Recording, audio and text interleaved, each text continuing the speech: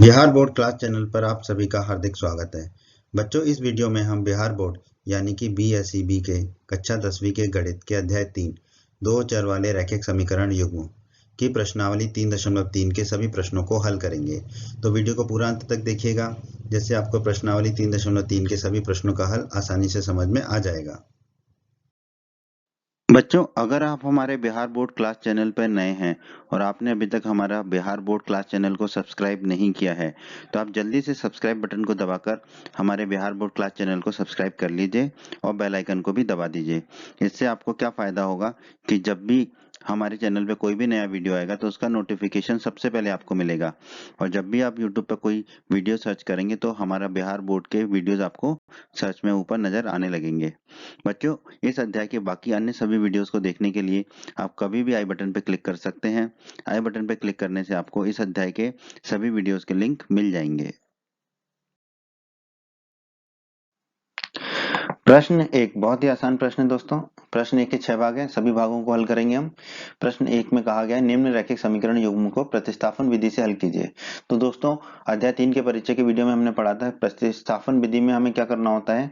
हमें रैखिक समीकरण के युग्म में दो चर दे रखे होते हैं।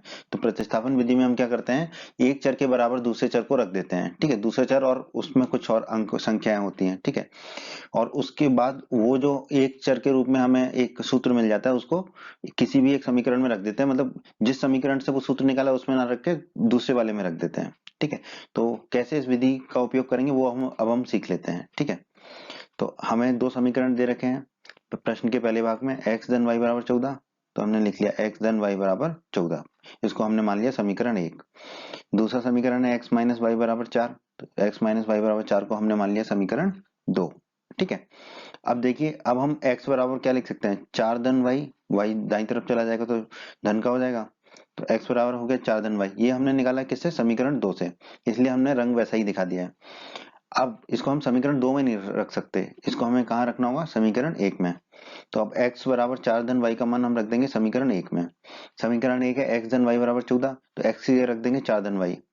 तो x की जगह रख देंगे 4 धन y, धन y है बराबर 14। ठीक है, अब देखिए, ये जो 4 है इसको दाईं तरफ ले जाएंगे तो ऋण का हो जाएगा, और y धन y कितना हो जाएगा, 2y।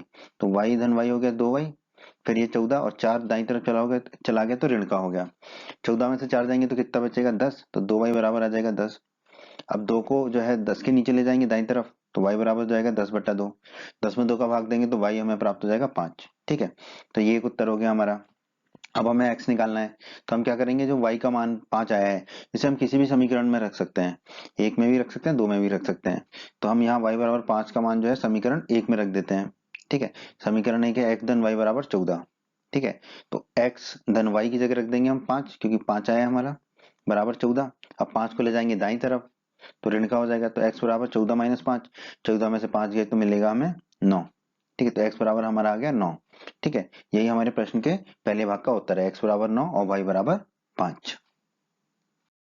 दोस्तों, प्रश्न एक के भाग 2 को हल कर लेते हैं। पहला समीकरण दे रखा है s माइनस टी बराबर 3, तो हमने लिख दिया s माइनस टी बराबर 3 है हमारा समीकरण एक।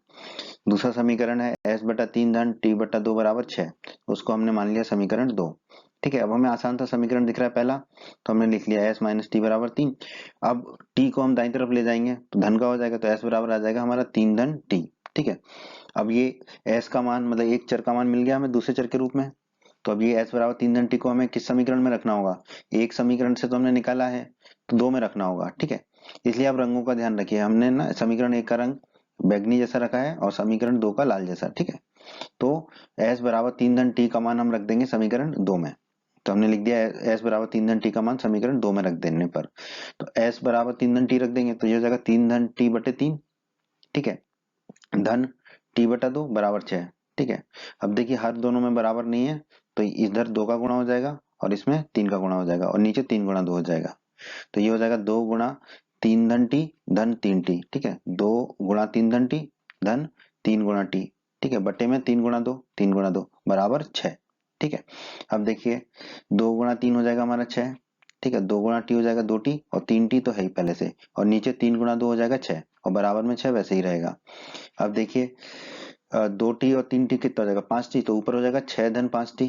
ठीक है, 6 धन 5 टी, और जो नीचे वाला 6 है उसको हम दाईं तरफ ले जाएंगे तो ऊपर चला जाएगा गुणा में, तो वो हो जाएगा 6 गुणा 6। 6 गुणा 6 कितना होता है 36। तो 6 धन 5 टी हो जाएगा हमारा 36। अब 6 को दाईं तरफ लाएंगे तो ऋण का हो जाएगा, तो 5 टी बराबर हो जाएगा 36 माइनस 6। 36 में से 6 जाएगा तो कितना बचेगा 30, तो 5 टी हमारा आ जाएगा 30। हमें टी निकालना है तो 5 को दाईं तरफ ले जाएंगे बटे में, टी हो जाएगा हमारा 30/5। 30 में 5 का भाग देंगे तो हमें टी प्राप्त हो जाएगा 6। तो टी हमारा प्राप्त हो जाएगा 6। तो टी आ गया हमारा, उत्तर हो गया ये। अब ये टी का मान जो है हम समीकरण 1 या समीकरण 2 में रख सकते हैं, किसी में भी। समीकरण 1 आसान सा लग रहा है तो समीकरण 1 में रख देंगे और एस का मान ज्ञात कर लेंगे। ठीक है, तो अब हम एस का मान ज्ञात करते हैं दोस्तों। अब तो पहला समीकरण दूसरा समीकरण लिखा हुआ है हमारा, और टी बराबर 6 हम निकाल चुके हैं। अब हम क्या करेंगे, ये टी बराबर 6 का मान समीकरण 1 में रख देंगे, क्योंकि समीकरण 1 आसान है, 2 में भी रख सकते हो। ठीक है, पर 1 बहुत जल्दी से हो जाएगा। तो अब टी बराबर 6 का मान रख देंगे समीकरण 1 में। समीकरण 1 को लिख लेते हैं पहले। एस माइनस टी बराबर 3 है। अब टी बराबर कितना रख देंगे 6, तो हो जाएगा एस माइनस 6 बराबर 3। माइनस 6 दाईं तरफ जाएगा तो धन का 6 हो जाएगा, तो एस बराबर हो जाएगा 3 धन 6। ठीक है, 3 और 6 होते हैं 9, तो एस बराबर हमें प्राप्त हो जाएगा 9। तो ये हमारा उत्तर होगा इस प्रश्न का, एस बराबर 9। और टी बराबर 6 तो हम पहले निकाल ही चुके हैं। ठीक है, तो ये उत्तर होगा हमारे प्रश्न का। प्रश्न 1 भाग 3 में दोस्तों हमें दो समीकरण दे रखे हैं। पहला समीकरण है 3x माइनस वाई बराबर 3, तो हमने लिख दिया समीकरण 1 3x माइनस वाई बराबर 3। दूसरा समीकरण है 9x माइनस 3y बराबर 9, तो हमने लिख दिया 9x माइनस 3y बराबर 9, समीकरण 2। ठीक है, अब हम समीकरण 1 को पहले लिख लिया। ठीक है, दोबारा से 3x माइनस वाई बराबर 3, y को दाईं तरफ ले जाएंगे हम, तो 3x हो जाएगा हमारा 3 धन y। ठीक है, अब ये 3 को बाईं तरफ लाएंगे तो ऋण का हो जाएगा, तो 3x माइनस 3 हो जाएगा हमारा y। ठीक है, तो इसको हम क्या कह सकते हैं, y बराबर 3x माइनस 3, y बराबर 3x माइनस 3 हम इसे कह देंगे। ठीक है, तो अब हमें चर राशि के रूप में मिल गया। ठीक है, तो एक चर राशि का मान मिल गया दूसरी चर राशि के रूप में। ठीक है, y बराबर 3x माइनस 3। तो अब हम क्या करेंगे, ये हमें किससे मिला है, समीकरण 1 से मिला है, तो y बराबर 3x माइनस 3 का मान अब हमें समीकरण 2 में रखना पड़ेगा। तो हम लिख देते हैं y बराबर 3x माइनस 3 का मान समीकरण 2 में रखने पर। ठीक है, जिससे निकाला है उस समीकरण में नहीं रखते, दूसरे में रखते हैं। ठीक है, ये हमेशा के लिए याद रख लीजिए, गांठ बांध लीजिए। ठीक है, तो y बराबर 3x माइनस 3 का मान हम रख देंगे समीकरण 2 में। ठीक है, तो 9x तो 9x हो जाएगा माइनस 3, और y की जगह रख देंगे 3x माइनस 3 बराबर 9। ठीक है, अब 9x तो 9x ही रहेगा, माइनस 3 गुणा 3x हो जाएगा माइनस 9x, और माइनस 3 गुणा माइनस 3 हो जाएगा धन का 9, क्योंकि माइनस से माइनस कट जाएगा, और बराबर में 9 तो है ही। अब ये 9x से 9x कट जाएगा तो आ जाएगा 9 बराबर 9। तो अब क्या करें, ना x मिला ना y। ठीक है, तो दोस्तों आपने हमारा अध्याय 3 का परिचय का वीडियो अवश्य देखा होगा, अगर नहीं देखा है तो उसे अवश्य देखें। ठीक है, उस वीडियो में हमने बताया था कि कभी कभी हमें प्रतिस्थापन विधि से हल करने पर, ठीक है, रैखिक समीकरणों के युग्म को हल करने पर कभी कभी हमें किसी भी विधि से हल करने पर कभी कभी हमें बिना चर के कथन प्राप्त होंगे। इसमें देखिए कोई चर नहीं है, ना x है ना y है। तो अगर ये कथन सत्य है, ठीक है, तो ये कथन सत्य या असत्य भी हो सकते थे, जैसे हमें 10 बराबर 9 भी मिल सकता था। ठीक है, तो अगर ये कथन सत्य है, सत्य मतलब दोनों तरफ बराबर आ रहा है। ठीक है, 9 बराबर 9। ठीक है, यदि ये कथन सत्य है तो हम यह कह सकते हैं कि रैखिक समीकरण युग्म के अपरिमित रूप से अनेक हल होंगे। तो हमारे केस में जो है क्या हो रहा है, कथन सत्य है, तो हम कह देंगे कि जो है ये जो दिए गए रैखिक समीकरण युग्म है उसके क्या होंगे, अपरिमित रूप से अनेक हल होंगे, अनंत हल होंगे। ठीक है, एक हल नहीं होगा, अनंत हल होंगे। ठीक है, तो यही हमारा उत्तर होगा प्रश्न के तीसरे भाग का, अपरिमित रूप से अनेक हल होंगे। एक के भाग 4 में जो दो समीकरण हमें दिए गए उनको लिख लेते हैं पहले। पहला समीकरण है 0.2x धन 0.3y बराबर 1.3, तो हमने लिख दिया पहला समीकरण। दूसरा समीकरण दिया गया हमें 0.4x धन 0.5y बराबर 2.3, तो हमने लिख दिया। ठीक है, अब हमें क्या करना है, एक चर के रूप में लाना है दूसरे चर को। ठीक है, तो हमने पहले समीकरण को दोबारा से लिख लिया। ठीक है, अब हम क्या करेंगे, जो y वाला पद है 0.3y उसको दाईं तरफ ले जाएंगे तो वो ऋण का हो जाएगा, तो हमें मिलेगा 0.2x बराबर 1.3 जो दाईं तरफ था माइनस 0.3y, क्योंकि 0.3y दाईं तरफ जाएगा तो माइनस का हो जाएगा। ठीक है, अब हम क्या करेंगे, 0.2 जो है 0.2 उसको दाईं तरफ ले जाएंगे तो बट्टे में हो जाएगा, तो हमें x प्राप्त हो जाएगा। x बराबर 1.3 बराबर 1.3 माइनस 0.3 y बटे 0.2। ठीक है, ये x का मान मिल गया हमें y के रूप में। x बराबर 1.3 माइनस 0.3 y बटे 0.2। ये हमने किस समीकरण से निकाला था? समीकरण 1 से। ठीक है, इसलिए हमने रंग वही रखा है। तो अब ये x का मान जो आया है समीकरण 1 से, इसको समीकरण 2 में रख देंगे। ठीक है, तो x का मान समीकरण 2 में रखने पर समीकरण 2 को हम 2 जो है 0.4x, तो 0.4 x की जगह रख देंगे तो 0.4 लिख दिया। x की जगह क्या लिख देंगे? 1.3 माइनस 0.3 y बटे 0.2। तो लिख दिया हमने 1.3 माइनस 0.3 y बटे 0.2। फिर समीकरण वही, धन 0.5 y बराबर 2.3। ठीक है, अब आप देखिए ये जो 0.2 और 0.4 है, ठीक है, उसमें दशमलव से दशमलव काट देंगे तो बचेगा 4/2। 4 में 2 का भाग जाएगा तो बचेगा 2, तो हमने लिख दिया 2। ठीक है, इसलिए ये बटा चला गया हमारा। अब कोष्टक के अंदर क्या बचेगा? अंश 1.3 माइनस 0.3 y, तो कोष्टक के अंदर आ गया 1.3 माइनस 0.3 y। फिर बाकी धन में है 0.5 y, तो हमने लिख दिया धन में 0.5 y बराबर 2.3 बराबर 2.3। ठीक है, अब 2 का गुणा कर लेते हैं कोष्टक के अंदर। 2 गुणा 1.3 हो जाएगा 2.6। 2 गुणा माइनस के 0.3 y हो जाएगा। 2 में 0.3 का गुणा करेंगे तो 0.6 हो जाएगा, तो माइनस 0.6 y, क्योंकि माइनस का चिन्ह लगा हुआ है। ठीक है, फिर बाकी पदों को वैसे की वैसे लिख लेंगे। धन 0.5 y, धन 0.5 y बराबर 2.3। ठीक है, अब आप देखिए 0.6 y है माइनस का और 0.5 y है धन का, तो कितना बचेगा हमारा? ऋण का माइनस का 0.1 y। ठीक है, क्योंकि 0.5 में से 0.6 को घटाएंगे तो माइनस का 0.1 मिलेगा। ठीक है, और y तो है ही। ठीक है, तो ये मिल गया हमें माइनस का 0.1 y। अब 2.6 को दाईं तरफ ले जाएंगे तो ऋण का हो जाएगा, तो ये मिलेगा हमें 2.3 माइनस 2.6। 2.3 में से 2.6 को घटाएंगे तो माइनस के 0.3 मिलेगा। ठीक है, अब ये माइनस से माइनस काट देंगे तो 0.1 y हो जाएगा हमारा 0.3 के बराबर। अब y निकालना है हमें, तो 0.1 दाईं तरफ जाएगा बट्टे में, तो y बराबर हो जाएगा 0.3 बटे 0.1। दशमलव से दशमलव को काट देंगे क्योंकि दशमलव के बाद दोनों में एक एक अंक है, तो y बराबर आएगा 3/1। 3/1 मतलब 3, तो y का मान आ गया हमारा 3। ठीक है, तो ये एक उत्तर हो गया हमारा y का मान 3। अब ये y का मान जो है हम समीकरण 1 या समीकरण 2 किसी में भी रखकर x का मान ज्ञात कर लेंगे।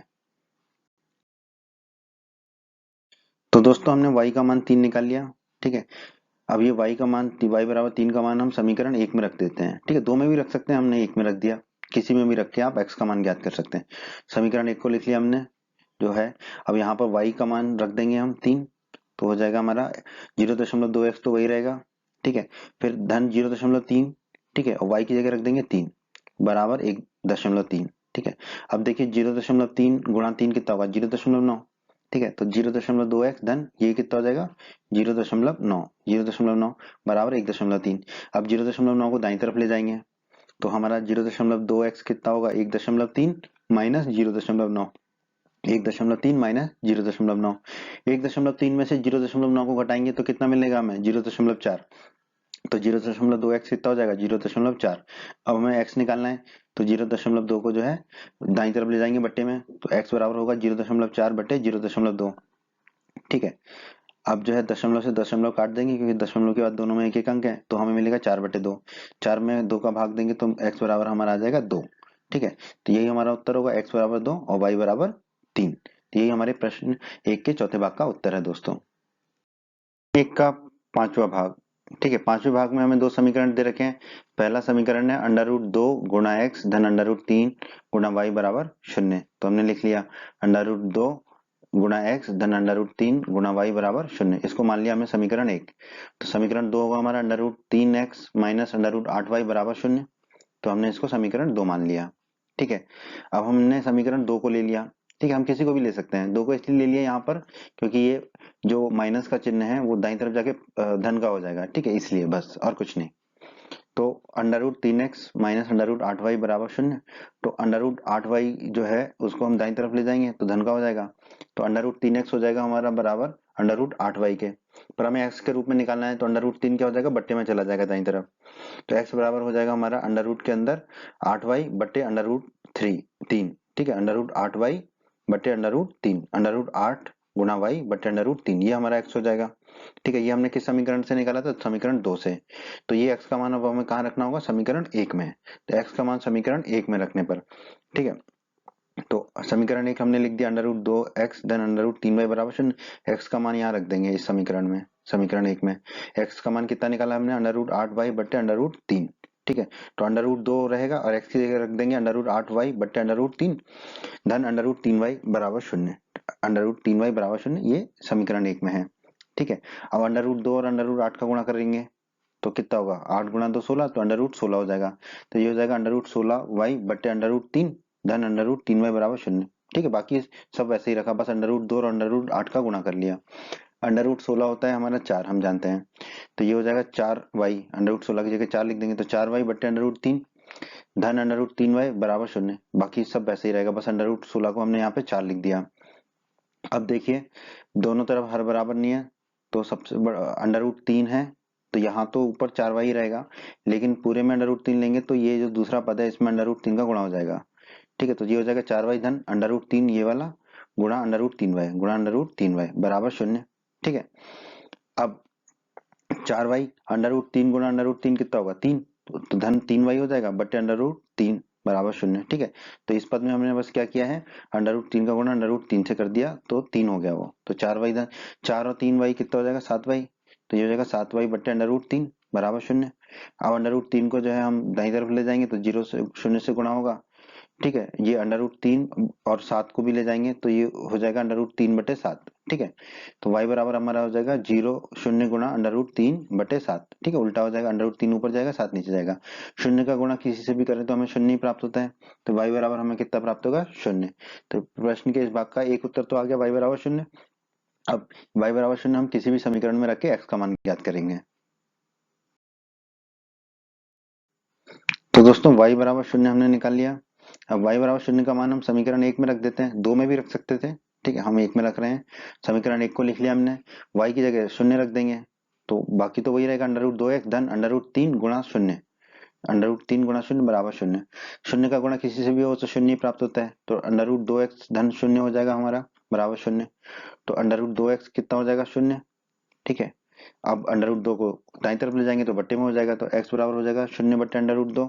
0 में किसी का भी भाग दो तो 0 ही प्राप्त होता है, तो x बराबर हमें मिलेगा 0। तो x बराबर भी हमें मिल गया 0, तो यही हमारा उत्तर होगा, x बराबर 0 और y बराबर 0। एक भाग 6, प्रश्न के भाग 6 में हमें दो समीकरण दिए गए हैं, उनको लिख लेते हैं। पहला समीकरण है हमारा 3x बटे 2 माइनस 5y बटे 3 बराबर -2, वो लिख लिया हमने, इसको कह दिया समीकरण 1। दूसरा समीकरण दे रखा है हमें x बटा 3 धन y बटा 2 बराबर 13 बटे 6, ये लिख लिया हमने। ठीक है, अब ऐसे समीकरण जो है बटे के रूप में है। ठीक है, तो इसको पहले सिर्फ x और y के रूप में निकाल लेते हैं, फिर इसको प्रतिस्थापन विधि से हल करेंगे। ठीक है, तो हमने समीकरण 1 को लिया, यहाँ पर है 3x बटे 2 माइनस 5y बटे 3 बराबर -2।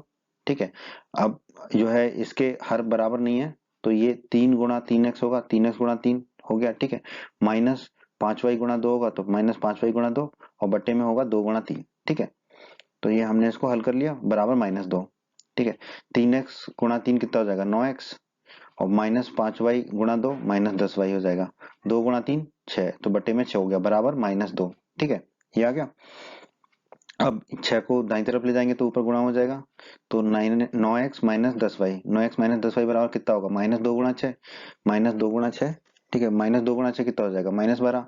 तो 9x माइनस 10y बराबर हो गया -12। इसको हम मान लेते हैं समीकरण 3। ठीक है, ये देखिए, ये हमारे बाकी समीकरणों जैसे ही लग रहा है, समीकरण 3। अब ऐसे ही हम समीकरण 2 को इस तरह के समीकरण में बदल देते हैं पहले। तो समीकरण 2 को लिख लेंगे हम, x बटा 3 धन y बटा 2 बराबर 13 बटे 6। ठीक है, हर समान नहीं है तो क्या होगा? 2 गुणा एक्स धन 3 गुणा वाई। ठीक है, तो x गुणा 2 धन y गुणा 3 बटे में हो जाएगा 3 गुणा 2। ठीक है, बराबर 13 बटे 6 है ही। x गुणा 2 मतलब 2x धन y गुणा 3 मतलब 3y और 3 गुणा 2 कितना हो जाएगा? 6। ठीक है, ये 6 से 6 को काट देंगे। ठीक है, तो हमें कितना मिलेगा? 2x धन 3y बराबर 13। इसको हम मान लेते हैं समीकरण 4। अब हम प्रतिस्थापन विधि से समीकरण 3 और समीकरण 4 को हल करेंगे और x और y के मान ज्ञात कर लेंगे। तो हमने समीकरण 3 और समीकरण 4 को लिख लिया। अब इसको हल हल करेंगे और एक्स और वाई के मान प्राप्त करेंगे। ठीक है, तो हमने समीकरण 4 को फिर से लिख लिया। अब इसमें हम क्या करेंगे, एक्स के रूप में जो है वाई को दिखाएंगे। ठीक है, तो 2x धन 3y बराबर 13 लिख लिया हमने समीकरण 4 को। 3y को हम दाईं तरफ ले जाएंगे, तो 2x बराबर हो जाएगा 13 माइनस 3y। हमें x चाहिए तो ये दाईं तरफ बट्टे में चला जाएगा, तो x बराबर हो जाएगा हमारा 13 माइनस 3y बटे 2। ठीक है, ये हमारा x हो गया। अब ये x का मान जो है हम किस समीकरण में रखेंगे, 4 में नहीं, 3 में, क्योंकि 4 से तो हमने ये निकाला ही है। 3 में रखेंगे ये x का मान। ठीक है, तो x का मान समीकरण 3 में रखने पर, ठीक है, समीकरण 3 लिख लिया हमने, 9x माइनस 10y बराबर -12। x की जगह रख देंगे हम जो हमारा मान निकला है। ठीक है, तो हो जाएगा हमारा 9 गुणा x की जगह रख देंगे 13 माइनस 3y बटे 2 माइनस 10y बराबर -12, बाकी का हमने मान लिख दिया। ठीक है, अब आप देखिए 9 का गुणा अंदर कर लेंगे तो 13 गुणा 9 होता है 117, और 9 का गुणा माइनस 3y में करेंगे तो 9 3 27, तो माइनस 27y हो जाएगा, और बटे में 2 है ही। ठीक है, माइनस 10y बराबर -12, ये हमने वैसे की वैसे ही लिख दिया। ठीक है, अब 2 कॉमन ले लेंगे नीचे। ठीक है, हर में, तो ये वाला तो पद तो ऐसे ही रहेगा 117 माइनस 27y। यहाँ पे बटे में 1 था तो ये 2 का गुणा हो जाएगा ऊपर, तो माइनस 10 गुणा 2 कितना हो जाएगा 20, तो हमने सीधे सीधे लिख दिया माइनस 20y। ठीक है, बटे पूरे के बटे में अब 2 आ जाएगा बराबर -12। ठीक है, अब 2 को दाईं तरफ ले जाएंगे। ठीक है, तो -12 और 2 का गुणा हो जाएगा -24, और ये 117 वही रहेगा, -27 और -20 कितना हो जाएगा, -27y और -20y कितना हो जाएगा, -47y। ठीक है, तो ये हो जाएगा हमारा 117 माइनस 47y बराबर -24। ठीक है, अब 117 को हम दाईं तरफ ले जाएंगे तो माइनस का हो जाएगा, तो ये बाईं तरफ कितना हो जाएगा, -47y बराबर -24 माइनस 117, तो हमने लिख दिया -47y बराबर -24 माइनस 117। -24 और -117 को हल करेंगे तो हमें मिलेगा -141, तो -47y हो जाएगा हमारा -141। ठीक है, माइनस से माइनस काट देंगे दोनों तरफ, तो 47y बराबर हो जाएगा 141। तो y बराबर कितना होगा, 141 के बटे में 47 कर देंगे, तो y बराबर हो जाएगा 141 बटे 47। 141 में 47 का भाग देंगे तो हमें y प्राप्त हो जाएगा 3, तो y हमें प्राप्त हो गया 3। तो एक तो ये उत्तर हो गया। अब ये y का मान हम समीकरण 3 और समीकरण 4 में से किसी में भी रख के x का मान ज्ञात कर लेंगे। तो y बराबर 3 हमने निकाल लिया। ठीक है, अब ये y का मान 3 जो है हम समीकरण 4 में रख देते हैं, आप 3 में भी रख सकते हैं, आपकी मर्जी है। ठीक है, तो समीकरण 4 हमने लिखा 2x धन 3y बराबर 13, y बराबर हम यहाँ रख देंगे 3। ठीक है, तो ये हो जाएगा 2x धन 3 गुणा y की जगह रख देंगे 3, तो 3 गुणा 3 बराबर 13, 3 गुणा 3 होता है हमारा 9, तो ये हो जाएगा 2x धन 9 बराबर 13। 9 को दाईं तरफ ले जाएंगे तो ये हो जाएगा 2x बराबर 13 माइनस 9, 13 में से 9 गए तो 4 बचेगा हमारा, तो 2x बराबर 4। x कितना हो जाएगा, फिर 2 को दाईं तरफ ले जाएंगे बट्टे में, तो x बराबर हो जाएगा 4 बटा 2, 4 में 2 का भाग देंगे तो मिलेगा 2, तो x बराबर हमारा आ जाएगा 2। यही हमारे प्रश्न के इस भाग का उत्तर है, x बराबर 2 और y बराबर 3। प्रश्न 2 बहुत ही आसान प्रश्न है दोस्तों। प्रश्न 2 में हमें दो समीकरण दे रखे हैं और उनको हल करने को कहा है, और फिर कहा है कि इससे m का वह मान ज्ञात कीजिए जिसमें y बराबर mx धन 3 हो। ठीक है, तो पहले तो हम ये दोनों समीकरणों को हल कर लेंगे, फिर x और y के जो मान आएंगे वो यहाँ रख देंगे y बराबर mx धन 3 में, तो हमें m का मान प्राप्त हो जाएगा। तो आइए पहला समीकरण लिख लेते हैं, 2x धन 3y बराबर 11। 2x धन 3y बराबर 11 को हमने मान लिया समीकरण 1। दूसरा समीकरण 2x माइनस 4y बराबर -24, इसको हम मान लेंगे समीकरण 2। ठीक है, अब हम एक चर को दूसरे चर के रूप में लिखेंगे पहले, तो हम समीकरण 2 को लेके चलते हैं। ठीक है, आप समीकरण 1 को भी लेके चल सकते थे, तो हमने लिख लिया 2x माइनस 4y बराबर -24। -4y को हम दाईं तरफ ले जाएंगे तो धन का 4y हो जाएगा, तो बाईं तरफ बचेगा 2x, तो हमारा आ जाएगा 2x बराबर -24 तो है ही, और ये -4y दाईं तरफ गया तो धन के 4y हो गया। ठीक है, अब 2x बराबर, अब हम इसको क्या कर देंगे, 4y -24 को बाद में लिख देंगे। ठीक है, तो 2x बराबर 4y -24। ठीक है, कुछ नहीं किया हमने, बस दाईं तरफ वाले पदों को आगे पीछे कर दिया। ठीक है, जो -24 था उसको बाद में कर दिया। अब 4y -24 में से 2 कॉमन ले लेंगे, तो बाईं तरफ तो 2x ही रहेगा, 4y में से 2 कॉमन लेंगे तो 2y, और -24 में से 2 कॉमन लेंगे तो -12। ठीक है, अब ये 2 से 2 को काट देंगे तो x बराबर हमें कितना मिल जाएगा, 2y -12। ठीक है, अब ये जो x का मान आ गया y के रूप में, उसको हम समीकरण 2 में रख सकते हैं क्या, नहीं, क्योंकि समीकरण 2 से ही तो हमने निकाला है ये, इसको हम कहाँ रखेंगे, समीकरण 1 में। तो x बराबर 2y -12 का मान समीकरण 1 में रखने पर, समीकरण 1 क्या है हमारा, 2x धन 3y बराबर 11, वो लिख दिया। तो अब x की जगह रख देंगे 2y माइनस 12, तो 2 गुणा x है तो x की जगह रख देंगे 2y माइनस 12। बाकी वैसे की वैसे ही धन 3y बराबर 11, धन 3y बराबर 11। 2 गुणा 2y हो जाएगा हमारा 4y, 2 गुणा माइनस 12 हो जाएगा माइनस 24, धन 3y बराबर 11। ठीक है, 4y और 3y हो जाएंगे 7y।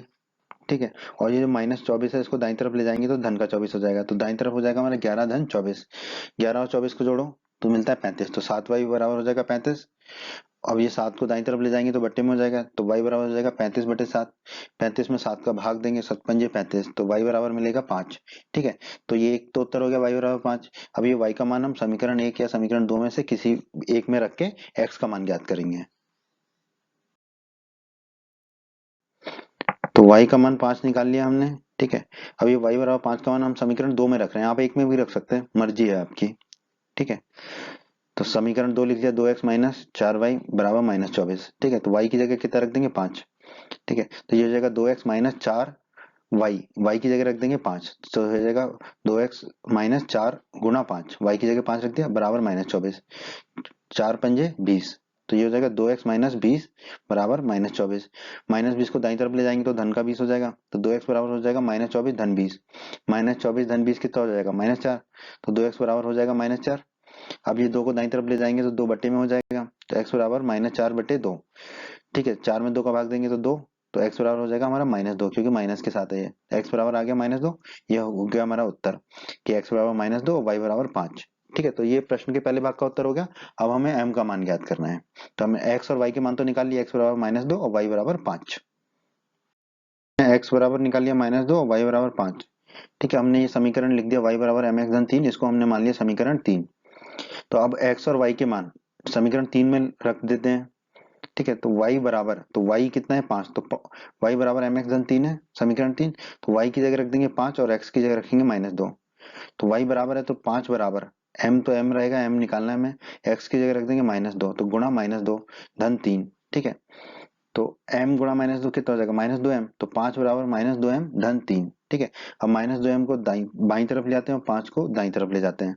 माइनस 2m को बाईं तरफ लाएंगे तो चिन्ह बदल जाएगा, तो 2m हो जाएगा, और 5 को दाईं तरफ लाएंगे तो उसका भी चिन्ह बदल जाएगा, तो वो माइनस के 5 हो जाएगा। तो 2m बराबर हमें मिलेगा 3 माइनस 5, 3 में से 5 गए तो माइनस 2 बचेगा, तो 2m बराबर माइनस 2 आ जाएगा। अब हमें m निकालना है, तो ये वाला जो 2 है वो दाईं तरफ जाके बट्टे में हो जाएगा, तो m बराबर हो जाएगा हमारा माइनस 2 बटे 2, माइनस 2 बटे 2। ठीक है, 2 में 2 का भाग जाएगा तो 1 बचेगा और माइनस का चिन्ह रह जाएगा, तो m बराबर आ जाएगा हमारा माइनस 1। ठीक है, हमें m का मान ज्ञात करना था, तो यही हमारा उत्तर होगा, m बराबर माइनस 1। बच्चों, अगर आप हमारे बिहार बोर्ड क्लास चैनल पर नए हैं और आपने अभी तक हमारा बिहार बोर्ड क्लास चैनल को सब्सक्राइब नहीं किया है, तो आप जल्दी से सब्सक्राइब बटन को दबाकर हमारे बिहार बोर्ड क्लास चैनल को सब्सक्राइब कर लीजिए और बेल आइकन को भी दबा दीजिए। इससे आपको क्या फ़ायदा होगा कि जब भी हमारे चैनल पे कोई भी नया वीडियो आएगा तो उसका नोटिफिकेशन सबसे पहले आपको मिलेगा, और जब भी आप यूट्यूब पर कोई वीडियो सर्च करेंगे तो हमारा बिहार बोर्ड के वीडियोज़ आपको सर्च में ऊपर नज़र आने लगेंगे। बच्चों, इस अध्याय के बाकी अन्य सभी वीडियोस को देखने के लिए आप कभी भी आई बटन पर क्लिक कर सकते हैं। आई बटन पर क्लिक करने से आपको इस अध्याय के सभी वीडियोस के लिंक मिल जाएंगे। प्रश्न 3, इस प्रश्न के 6 भाग है दोस्तों, सभी भागों को हल करेंगे हम एक एक करके। प्रश्न 3 में हमसे कहा गया है निम्न समस्याओं में रैखिक समीकरण युग्म बनाइए। ठीक है, तो पहले तो हमें रैखिक समीकरण के युग्म बनाने हैं, मतलब 2 रैखिक समीकरण लिखने हैं। ठीक है, और उनके हल प्रतिस्थापन विधि से द्वारा ज्ञात कीजिए। ठीक है, और फिर दोनों समीकरण बनाने के बाद प्रतिस्थापन विधि के द्वारा हमें उन रैखिक समीकरणों के, उन समस्याओं के हल ज्ञात करने हैं। ठीक है, तो प्रश्न के पहले भाग पे चलते हैं। प्रश्न के पहले भाग में हमें दिया गया है दो संख्याओं का अंतर 26 है और एक संख्या दूसरी संख्या की 3 गुनी है, उन्हें ज्ञात कीजिए, मतलब उन दोनों संख्याओं को ज्ञात कीजिए। तो हम मान लेते हैं कि जो बड़ी संख्या है वो x है और छोटी संख्या जो है वो y है। ठीक है, ये हमने मान लिया। अब हमें दिया गया है दो संख्याओं का अंतर कितना है 26 है, ये दिया गया हमें दो संख्याओं का अंतर 26, तो x माइनस वाई, बड़ी संख्या में से छोटी संख्या का अंतर हो जाएगा 26, तो x माइनस वाई हो गया हमारा 26। इसे हमने मान लिया समीकरण 1। और क्या दे रखा है हमें, एक संख्या दूसरी संख्या की 3 गुनी है, तो 3 गुनी कौन होगी, बड़ी वाली संख्या। एक संख्या दूसरी संख्या की 3 गुनी है, तो बड़ी संख्या जो है वो छोटी संख्या की 3 गुनी होगी, तो x जो है y का 3 गुना होगा। तो x बराबर हो जाएगा हमारा 3y। इसे हम मान लेंगे समीकरण 2। अब हमें प्रतिस्थापन विधि से इसको हल करना है। ये दो समीकरण तो हमारे आ गए, x माइनस वाई बराबर 26 और x बराबर 3y। ये हो गए हमारे रैखिक समीकरण युग्म। ठीक है, अब इसको प्रतिस्थापन विधि से हल करना है। अब यहाँ पे समीकरण 2 में x बराबर 3y है। ठीक है, एक चर का मान जो है दूसरे चर के मान के रूप में है, तो x बराबर 3y का मान अब हम कहाँ रख देंगे, समीकरण 1 में। ठीक है, तो x समीकरण 1 है x माइनस वाई बराबर 26, तो x की जगह क्या रख देंगे 3y। तो ये हो जाएगा 3y माइनस वाई बराबर 26। 3y में से y जाएगा तो कितने बचेंगे 2y। तो 2y बराबर हो जाएगा 26। ठीक है, अब 2 को हम दाईं तरफ लाएंगे तो बटे में हो जाएगा, तो y बराबर हो जाएगा हमारा 26 बटे 2। 26 में 2 का भाग देंगे तो y प्राप्त हो जाएगा हमें 13। ठीक है, तो हमारा उत्तर हो जाएगा छोटी संख्या कितनी हमारी 13। अब हम बड़ी संख्या निकाल लेते हैं x। ठीक है, तो ये जो y है, y बराबर 13 जो हमारा आया है उसका मान हम रख देंगे समीकरण 2 में। एक में भी रख सकते हैं, हमने 2 में रख देंगे क्योंकि आसानी से आ जाएगा। समीकरण 2 है x बराबर 3y। ठीक है, तो y का मान रख देते हैं 13, तो x बराबर हो जाएगा 3 गुणा 13। ठीक है, 13 गुणा 3 होता है 13 3 39, तो x आ जाएगा हमारा 39। तो बड़ी संख्या जो x मानी थी वो कितनी आ गई 39। ये हमारे प्रश्न का उत्तर होगा, बड़ी संख्या 39 और छोटी संख्या 13। 3 के दूसरे भाग में दोस्तों हमें दिया गया है दो संपूरक कोणों में से बड़ा कोण छोटे कोण से 18 डिग्री अधिक है, तो उन्हें ज्ञात कीजिए। ठीक है, तो दोस्तों हम मान लेते हैं कि बड़ा कोण x है, x डिग्री है, और छोटा कोण y डिग्री है। ठीक है, ये हमने मान लिया।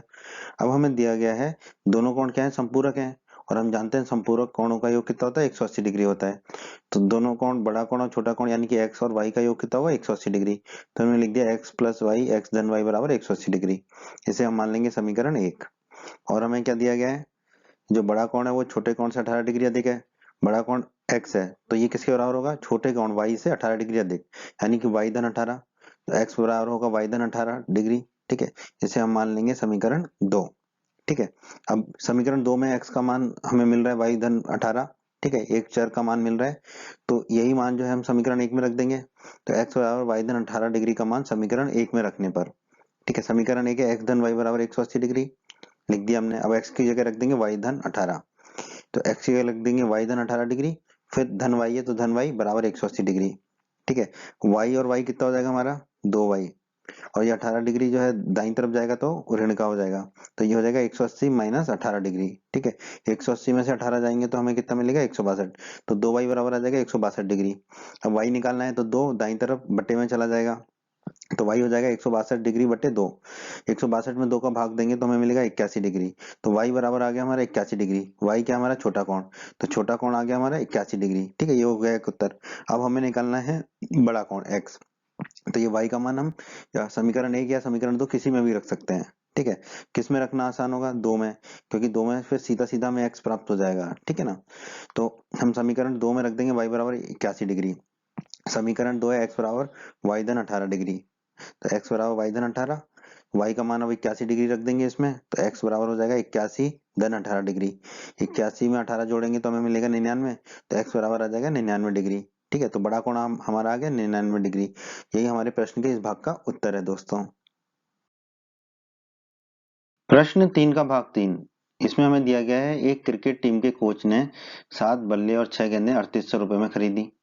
बाद में उसने 3 बल्ले और 5 गेंदें 1750 रुपए में खरीदी। प्रत्येक बल्ले और प्रत्येक गेंद का मूल्य ज्ञात कीजिए। ठीक है, तो हम मान लेते हैं कि बल्ले का मूल्य x रुपए है और गेंद का मूल्य y रुपए है, ये हम मान लेते हैं। ठीक है, अब हमें दिया गया है कोच ने 7 बल्ले तथा 6 गेंद 3800 रुपए में खरीदी। एक बल्ले का मूल्य x है तो 7 बल्लों का मूल्य कितना होगा 7x। उसी प्रकार एक गेंद का मूल्य हमने y माना है तो 6 गेंद का होगा 6y। तो 7x धन 6y कितने रुपए में खरीदी 3800, तो बराबर हो जाएगा 3800। इसे हम कह देंगे समीकरण 1। फिर हमें प्रश्न में दिया गया है कि उसने 3 बल्ले और 5 गेंदें 1750 रुपए में खरीदी। ठीक है, एक बल्ले का मूल्य x, तो 3 बल्ले का मूल्य कितना होगा 3x। एक गेंद का मूल्य है y, तो 5 गेंद का मूल्य होगा 5y, मूल्य होगा 5y। तो 3x धन 5y कितना दे रखा है 1750, तो हमने लिख दिया 1750। इसे हम मान लेंगे समीकरण 2। ठीक है, अब हम समीकरण 2 से आगे बढ़ते हैं। इसमें एक चर को दूसरे चर के रूप में दिखाएंगे। ठीक है, और फिर समीकरण 1 में वो रख देंगे।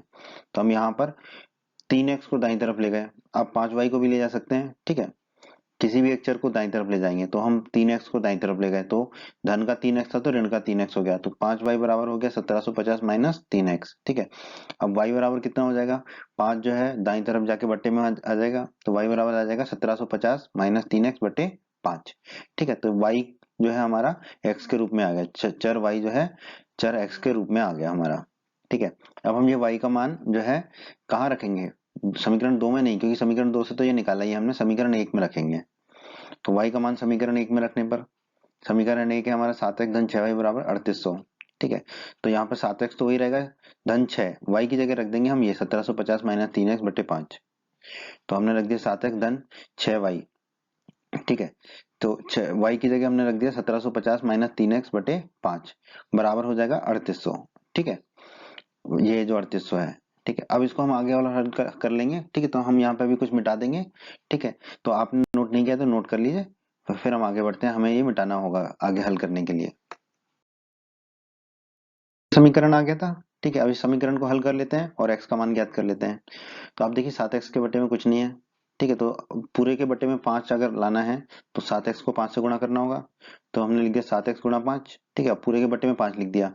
अब ये जो है 1750 जो है इसका गुणा 6 से हो रहा है, तो 6 गुणा 1750 लिख दिया, माइनस 6 गुणा 3x लिख दिया हमने। ठीक है, बराबर 3800 है तो बराबर 3800 कर दिया।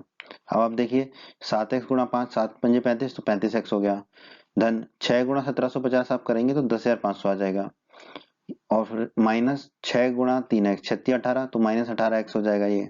ठीक है, और 3800 में ये 5 के 5 दाईं तरफ जाएगा तो ऊपर चला जाएगा, तो 3800 गुणा 5 हो जाएगा ये। ठीक है, अब आप देखिए 35x में से 18x गए तो कितना बचा हमारा 17x। ठीक है, धन 10,500 लिख दिया, 3800 में 5 का गुणा करेंगे तो हमें मिलेगा 19,000।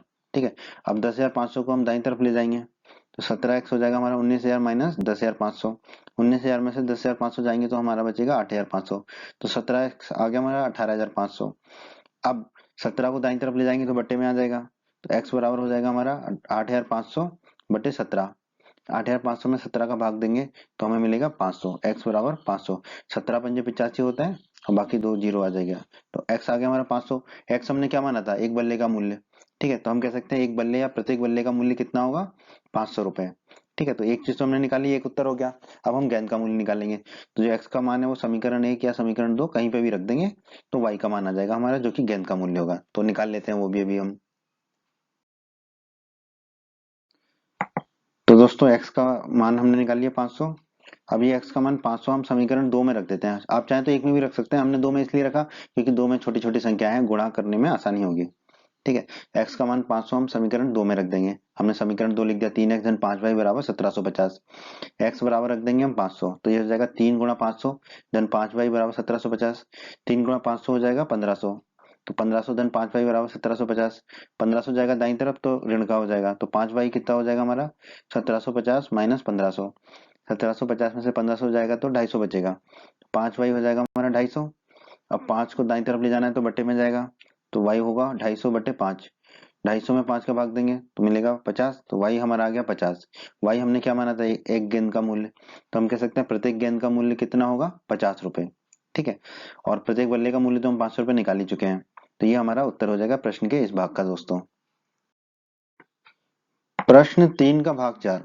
प्रश्न 3 के भाग 4 में दोस्तों हमें दिया गया है कि एक नगर में टैक्सी के भाड़े में नियत भाड़े के अतिरिक्त चली गई दूरी पर भाड़ा सम्मिलित किया जाता है। ठीक है, तो मतलब कि अगर कोई टैक्सी करता है तो उसको एक नियत भाड़ा, ठीक है, एक फिक्स भाड़ा तो कम से कम देना ही पड़ता है, मान लो वो 10 रुपए 20 रुपए 50 रुपए कुछ भी हो सकता है। उसके अलावा जितना किलोमीटर वो चलेगा वो हर किलोमीटर के पैसे देने होते हैं।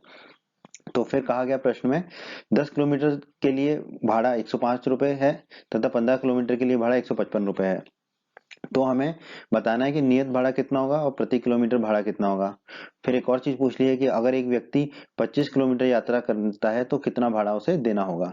तो पहले हम नियत भाड़ा और प्रति किलोमीटर भाड़ा निकालेंगे, फिर हम निकालेंगे कि 25 किलोमीटर यात्रा करने वाले यात्री को कितना भाड़ा देना होगा। ठीक है, तो वही मानना तो होता ही हमको, हम मान लेते हैं नियत भाड़ा x है, x रुपए है, और जो है प्रति किलोमीटर भाड़ा y रुपए है। हर किलोमीटर के लिए y रुपए देने पड़ते हैं और नियत भाड़ा उसको x रुपए देना पड़ता है। ठीक है, तो हमें दिया गया प्रश्न में 10 किलोमीटर दूरी के लिए भाड़ा कितना है, 105 रुपए है, ये हमें प्रश्न में दिया गया है। ठीक है, तो 10 किलोमीटर अगर दूरी चलते हैं तो उसमें कितना भाड़ा लगेगा, 105 रुपए। और अगर हम ऐसे देखें तो वो भाड़ा कैसे आएगा हमारा, नियत भाड़ा x तो रहेगा ही रहेगा, और y जो है प्रति किलोमीटर भाड़ा है, तो 10 किलोमीटर का भाड़ा कितना होगा, 10y। तो हमारा हो जाएगा x धन 10y बराबर 105 नियत भाड़ा, और जितने किलोमीटर चला उतने किलोमीटर का भाड़ा। 10 किलोमीटर चला तो 10 किलोमीटर का भाड़ा 10 में गुणा कर देंगे प्रति किलोमीटर भाड़े का, बराबर 105। ये हो गया हमारा समीकरण 1। ठीक है, फिर हमें दिया गया है 15 किलोमीटर के लिए भाड़ा जो है 155 रुपए है, ये हमें दिया गया है। तो 15 किलोमीटर का भी समीकरण ऐसे ही बनेगा, नियत भाड़ा तो x रहेगा ही रहेगा, फिर 15 किलोमीटर का भाड़ा कितना होगा, 15 गुणा प्रति किलोमीटर भाड़ा यानी कि भाई यानी कि 15y, ये हमें दे रखा है 155। ठीक है, इसको मान लेते हैं हम समीकरण 2। ठीक है, आप समीकरण 2 को ही x के रूप में निकाल लेते हैं, तो 15y को दाईं तरफ ले जाएंगे तो x बराबर हो जाएगा 155 माइनस 15y। ठीक है, अब ये जो x का मान है 155 माइनस 15y, ये समीकरण 1 में रख देंगे, 2 में तो रख नहीं सकते क्योंकि 2 से ही निकाला है। समीकरण 1 में रख देंगे x बराबर 155 माइनस 15y। समीकरण 1 है हमारा x धन 10y बराबर 105, x की जगह रख देंगे 155 माइनस 15y, तो रख दिया 155 माइनस 15y धन 10y बराबर 105। ठीक है, अब आप देखिए माइनस 15y में से 10y गया तो माइनस 5y बचेगा। ठीक है, और ये 155 को दाईं तरफ ले जाएंगे तो ये हो जाएगा माइनस 155, तो दाईं तरफ कितना मिलेगा हमें, 105 माइनस 155। 105 में से 155 जाएगा तो कितना मिलेगा, माइनस 50, तो माइनस 5y बराबर हो जाएगा माइनस 50। माइनस से माइनस को काट देंगे तो 5y बराबर आ जाएगा हमारा 50। 5 को दाईं तरफ लाएंगे तो बट्टे में आ जाएगा, तो y बराबर हो जाएगा 50/5। 50 में 5 का भाग देंगे तो y आ जाएगा 10। ठीक है, y क्या है हमारा, प्रति किलोमीटर भाड़ा, तो प्रति किलोमीटर भाड़ा हमारा कितना आ गया, 10 रुपए, यानी कि हर किलोमीटर के लिए 10 रुपए देना पड़ता है नियत भाड़े के अलावा। तो एक तो ये उत्तर हो गया हमारा। अब हम ये y का मान जो है किसी भी एक समीकरण में रख देंगे तो हमारा x का मान आ जाएगा जो कि नियत भाड़ा है। अब ये जो y बराबर 10 आया है हमारा, ये हम किसी भी समीकरण में रख सकते हैं। हम यहाँ रख रहे हैं समीकरण 1 में क्योंकि हमें छोटी संख्या दिख रही है समीकरण 1 में। 2 में भी रखेंगे तो भी उत्तर आएगा आपका। तो y बराबर 10 रखेंगे समीकरण 1 में, समीकरण 1 है x धन 10y बराबर 105, y की जगह रख देंगे 10, तो ये हो जाएगा x धन 10 गुणा 10 बराबर 105। 10 गुणा 10 कितना होगा, 100, तो ये हो जाएगा x धन 100 बराबर 105। 100 को दाईं तरफ ले जाएंगे तो ऋण का हो जाएगा, तो x बराबर आ जाएगा 105 माइनस 100। 105 में से 100 गए तो कितना बचा, 5, तो x बराबर आ गया 5। x क्या है हमारा, नियत भाड़ा, तो हमारा नियत भाड़ा कितना आ जाएगा, 5 रुपए। तो ये उत्तर हो गया हमारे प्रश्न का। ठीक है, अब हमें बताना है एक व्यक्ति को 25 किलोमीटर यात्रा करने के लिए कितना भाड़ा देना होगा। बहुत आसान है, इसको भी निकाल लेते हैं। तो हमने दोस्तों नियत भाड़ा निकाल लिया और प्रति किलोमीटर भाड़ा निकाल लिया। अब हमें निकालना है 25 किलोमीटर यात्रा करने के लिए भाड़ा। तो वो क्या होगा, नियत भाड़ा धन 25 किलोमीटर का भाड़ा। ठीक है, तो 25 किलोमीटर का भाड़ा क्या होगा, 25 गुणा प्रति किलोमीटर भाड़ा। नियत भाड़ा कितना है, x। ठीक है, तो नियत भाड़ा हो जाएगा x धन 25 गुणा प्रति किलोमीटर भाड़ा है y, तो लिख दिया y। हमें x का मान पता है 5 और y का मान पता है 10, तो रख देंगे अब हम। x की जगह रख दिया 5 धन 25 गुणा y है तो y की जगह रख दिया 10। 25 गुणा 10 हो जाएगा 250, तो ये हो जाएगा 5 धन 250। 250 में 5 जोड़ेंगे तो मिलेगा 255। तो 25 किलोमीटर यात्रा करने का भाड़ा आ जाएगा हमारा 255 रुपए। यही हमारे प्रश्न के इस भाग का उत्तर होगा दोस्तों। 3 का भाग 5, इसमें दोस्तों हमसे कहा गया है यदि किसी भिन्न के अंश और हर दोनों में 2 जोड़ दिया जाए तो वह 9/11 हो जाती है, और यदि अंश और हर दोनों में 3 जोड़ दिया जाए तो वह 5/6 हो जाती है। तो वह भिन्न ज्ञात कीजिए। हल कर लेते हैं प्रश्न को। हम मान लेते हैं कि अंश x है और हर जो है वो y है, तो भिन्न क्या हो जाएगी हमारी, अंश बटे हर, यानी कि x बटे y। ठीक है, यही हमें ज्ञात करना है, x और y, तो भिन्न हो जाएगी हमारी x बटे y। हमें दिया गया है प्रश्न में यदि अंश और हर दोनों में 2 जोड़ दिया जाए तो वह भिन्न 9/11 हो जाती है। तो x में भी 2 जोड़ देते हैं, y में भी 2 जोड़ देते हैं, तो x धन 2 हो जाएगा, बट्टे में y धन 2, भिन्न क्या हो जाएगी हमारी 9/11। अब हम 11 को जो है बाईं तरफ ऊपर गुणा कर देंगे और y धन 2 को दाईं तरफ ऊपर गुणा कर देंगे।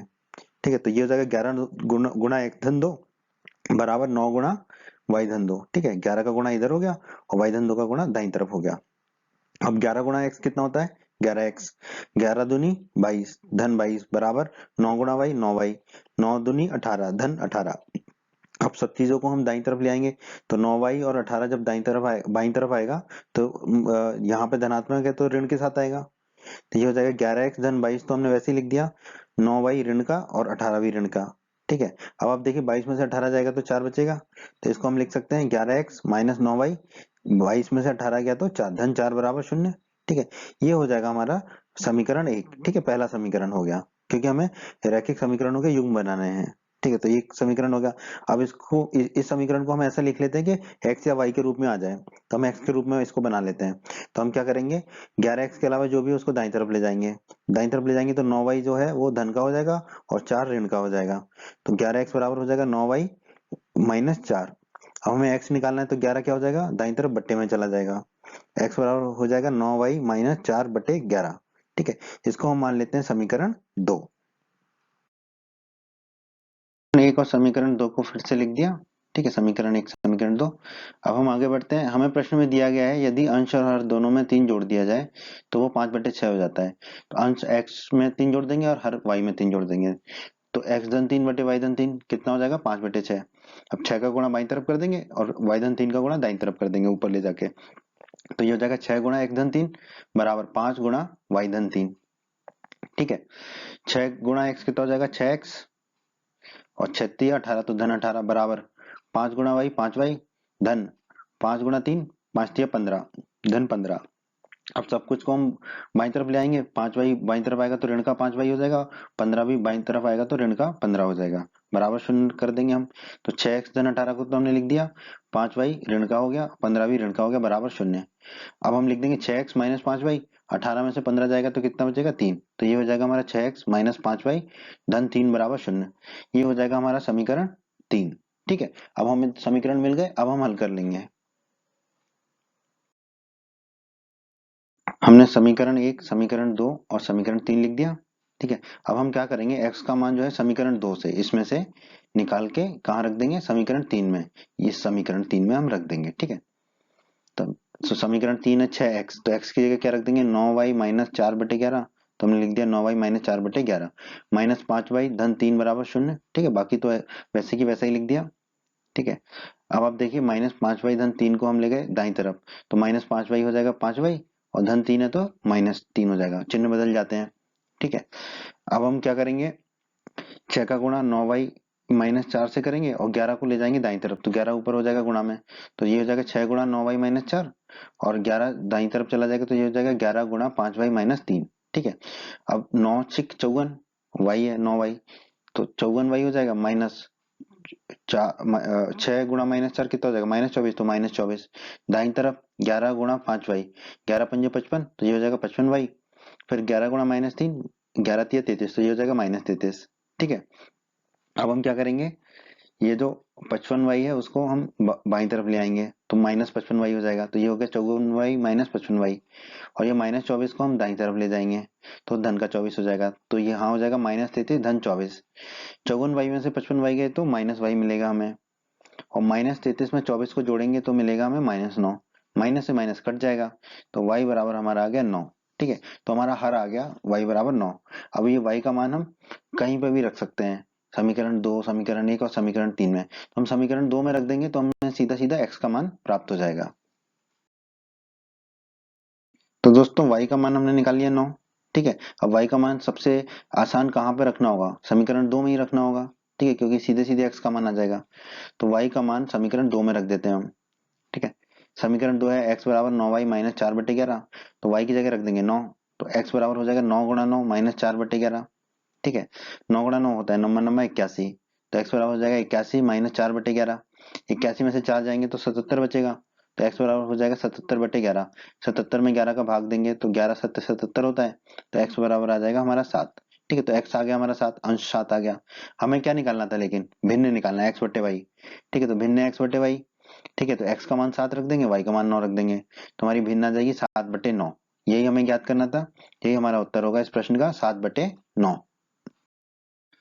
प्रश्न 3 का छठवां और आखिरी भाग। प्रश्न 3 के छठवें भाग में हमें दिया गया है 5 वर्ष बाद जैकब की आयु उसके पुत्र की आयु से 3 गुनी हो जाएगी, और 5 वर्ष पूर्व जैकब की आयु उसके पुत्र की आयु की 7 गुनी थी।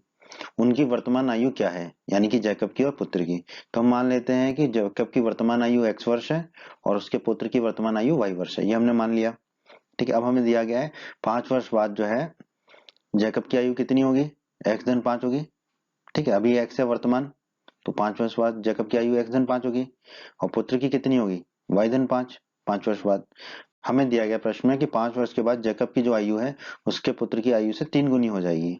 तो जो x धन 5 है वो y धन 5 से 3 गुना हो जाएगा। ठीक है, क्योंकि x धन 5 क्या है, जैकब की आयु 5 वर्ष बाद, और y धन 5 क्या है, पुत्र की आयु 5 वर्ष बाद। ठीक है, तो x धन 5 जो है 3 गुना होगा y धन 5 का, ये हमने लिख लिया। अब हम इसको हल कर लेते हैं। x धन 5 तो वैसे ही लिखा, 3 का गुणा किया y में तो 3y, 3 का गुणा किया 5 में तो धन 15। ठीक है, अब 3y और 15 को बाईं तरफ ले आएंगे तो ऋण का हो जाएगा। तो ये x धन 5 तो लिख लिया हमने, माइनस 3y माइनस 15 बराबर 0 हो जाएगा। ठीक है, ये है धन का 5, ये है ऋण का 15। 15 में से 5 में से 15 जाएगा तो माइनस का 10 बचेगा, और बाकी x और माइनस 3y वैसे की वैसे ही रहेगा। तो ये आ जाएगा हमारा x माइनस 3y, और 5 में से 15 गया तो माइनस 10 बराबर 0। इसे हम मान लेंगे समीकरण 1। 5 वर्ष पूर्व क्या होगा, जैकब की वर्तमान आयु x है, तो 5 वर्ष पूर्व जैकब की आयु कितनी होगी, x माइनस 5 वर्ष, और पुत्र की आयु 5 वर्ष पूर्व क्या होगी, अभी y है तो y माइनस 5 वर्ष। हमें प्रश्न में दिया गया है कि 5 वर्ष पूर्व जैकब की आयु जो है उसके पुत्र की आयु की 7 गुनी थी। तो 5 वर्ष पूर्व जो भी जैकब की आयु थी x माइनस 5, वो पुत्र की आयु y माइनस 5 का कितनी थी, 7 गुनी। तो हम लिख देंगे x माइनस 5 बराबर क्या होगा, 7 गुणा y माइनस 5। अब 7 से गुणा कर देंगे y माइनस 5 का, तो x माइनस 5 तो हमने वैसे ही लिख दिया, 7 गुणा y 7y हो जाएगा, 7 गुणा माइनस 5 7 पंजे 35, तो माइनस 35 हो जाएगा। अब इन दोनों को बाईं तरफ ले आएंगे। ठीक है, तो 7y हो जाएगा माइनस के 7y, और माइनस 35 हो जाएगा धन का 35। तो ये हो जाएगा x माइनस 5 तो ऐसे ही लिख दिया, माइनस 7y धन 35 बराबर 0। तो ठीक है, अब x माइनस 7y तो हम वैसे की वैसे ही लिख देंगे। अब 35 में से 5 गए, माइनस के 5 है, ये धन का 35 है, तो क्या बचेगा, धन का 30 बराबर 0। ये हो जाएगा हमारा समीकरण 2। समीकरण 1 और समीकरण 2 निकाल लिए। ठीक है, अब हम जो समीकरण 1 है उसको फिर से लिख लिया। अब हम क्या करेंगे, x एक चर हमें निकालना है, तो x बराबर कर देंगे बाकी चर के y के रूप में। तो माइनस 3y और माइनस 10 को दाईं तरफ ले जाएंगे तो धन का हो जाएगा। तो x बराबर क्या हो जाएगा हमारा, 3y धन 10। ठीक है, तो एक चर x के रूप x जो है हमें दूसरे चर के रूप में मिल गया। अब हम ये मान रख देंगे, समीकरण 1 में तो नहीं रख पाएंगे, वहां से ही निकाला था, समीकरण 2 में रख देंगे। तो x बराबर 3y धन 10 का मान हम समीकरण 2 में रख देंगे। समीकरण 2 है हमारा x माइनस 7y धन 30, x का मान रख देंगे हम यहाँ पे 3y धन 10। ठीक है, तो ये हो जाएगा 3y धन 10 माइनस 7y धन 30, माइनस 7y धन 30 बराबर 0। ये हो जाएगा। अब देखिए 3y है और माइनस 7y है, तो ये क्या हो जाएगा, माइनस 4y, और 10 धन 30 हो जाएगा 40। 40 को हम ले जाते हैं दाईं तरफ, तो माइनस का 40 हो जाएगा, तो माइनस 4y बराबर हो जाएगा माइनस 40, माइनस से माइनस कट जाएगा, तो 4y बराबर आ जाएगा 40। अब हमें y निकालना है, तो 4 को दाईं तरफ लेके जाएंगे तो बट्टे में आ जाएगा, तो y बराबर आ जाएगा 40/4। 40 में 4 का भाग देंगे तो 10 प्राप्त होगा, तो y बराबर हमें मिल गया 10। और y क्या माना था हमने, पुत्र की वर्तमान आयु, तो पुत्र की वर्तमान आयु मिल गई हमें 10 वर्ष। ठीक है, ये आ गया। अब ये y का मान हम समीकरण 1 या समीकरण 2 कहीं भी रख के x का मान ज्ञात करेंगे। तो हमने y का मान निकाल लिया 10। ठीक है, अब हम ये y का मान 10 जो है समीकरण 1 में रख देते हैं, क्योंकि समीकरण 1 में छोटी संख्या है। आप 2 में भी रख सकते हैं, उत्तर आपका आ जाएगा। ठीक है, तो y बराबर 10 हम रखेंगे समीकरण 1 में। समीकरण 1 लिख दिया हमने, x माइनस 3y माइनस 10 बराबर 0। ठीक है, तो y की जगह रख देंगे 10, तो ये हो जाएगा x माइनस 3 गुणा 10 माइनस 10 बराबर 0। 3 गुणा 10 होगा 30, तो ये हो जाएगा x माइनस 30 माइनस 10 बराबर 0। माइनस 30 और माइनस 10 कितने हो जाएंगे, माइनस 40, तो ये हो जाएगा x माइनस 40 बराबर 0। माइनस 40 को दाईं तरफ ले जाएंगे तो धन का 40 हो जाएगा, तो x बराबर हमारा आ जाएगा 40। x क्या था हमारा, जैकब की वर्तमान आयु, तो हम कह सकते हैं कि जैकब की वर्तमान आयु कितनी है, 40 वर्ष। यही हमसे पूछा था, यही हमारे प्रश्न के इस भाग का उत्तर है दोस्तों। उम्मीद करते हैं बच्चों आपको हमारा ये वीडियो पसंद आया होगा। बच्चों, अगर आप बिहार बोर्ड क्लास चैनल पर नए हैं और आपने अभी तक हमारे चैनल को सब्सक्राइब नहीं किया है, तो सब्सक्राइब बटन को दबाकर जल्दी से चैनल को सब्सक्राइब कर लीजिए और बेल आइकन को भी दबा दीजिए। इससे आपको क्या फ़ायदा होगा, जब भी हमारे चैनल पर कोई भी नया वीडियो आएगा तो उसका नोटिफिकेशन सबसे पहले आपको मिलेगा। और जब भी आप यूट्यूब पर वीडियोज़ को सर्च करेंगे तो हमारे चैनल के वीडियोज़ आपको ऊपर नज़र आने लगेंगे। आप हमारे वीडियोस को अपने साथी छात्रों के साथ, दोस्तों के साथ व्हाट्सएप और फेसबुक पर अवश्य शेयर कीजिए, जिससे आपके दोस्तों को भी लाभ हो सके। आपको वीडियो पसंद आया है तो वीडियो को लाइक अवश्य करें, और इस अध्याय के अन्य सभी वीडियोस को देखने के लिए आई बटन पर क्लिक करें। आई बटन पर क्लिक करने से आपको इस अध्याय के सभी वीडियोस के लिंक प्राप्त हो जाएंगे। धन्यवाद बच्चों।